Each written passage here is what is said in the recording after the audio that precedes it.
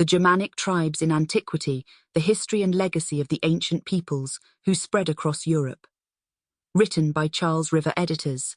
Narrated by Victoria Woodson. Introduction. Despite all the accomplishments and widespread victories and conquests that the ancient Romans accrued over the centuries, one of their most critical failures was the inability to subjugate Germany.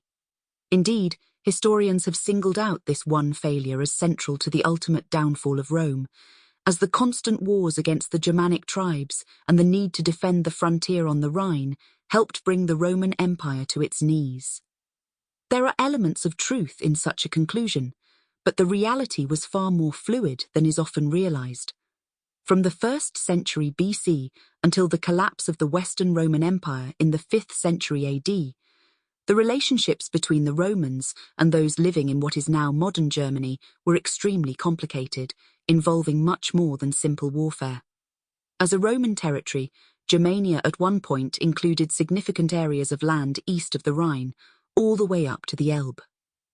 The Romans would maintain a significant force on this eastern side until the 3rd century AD, but eventually a Frankish invasion ended that presence, and the term Germania came to refer specifically to the territory west of the Rhine, which included the two provinces of Germania, Superior, and Germania Inferior, or Upper and Lower Germany. Those provinces were key to the defense of the empire, so much so that Trieste provided the location of one of the 4 seats of government near the end of Rome's reign. The people that came to be known as Germans originally came from Scandinavia and were mainly shepherds and hunters, but they comprised a number of distinct groups. Within each group, there were separate tribes, and as their populations grew, the land they occupied in Scandinavia was unable to support them, so they began migrating south, settling outside the borders of the Roman Empire. The Germans were fierce warriors who employed rather crude but effective tactics in battle. Their main approach was one of charging directly at an enemy and fighting hand-to-hand using their long swords and shields.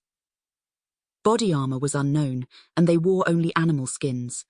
Most warriors wore their hair long, dyed red and greased into ponytails. Friction between Rome and the German tribes can be traced back as far as 113 BC, and the next 500 years brought full-scale campaigns by the Romans against the various individual tribes, resulting in numerous battles and constant uprisings wherever any part of the land east of the Rhine was occupied for any length of time. The impact of this constant warfare on both sides cannot be underestimated, and all the while, the fight... Sample complete. Ready to continue?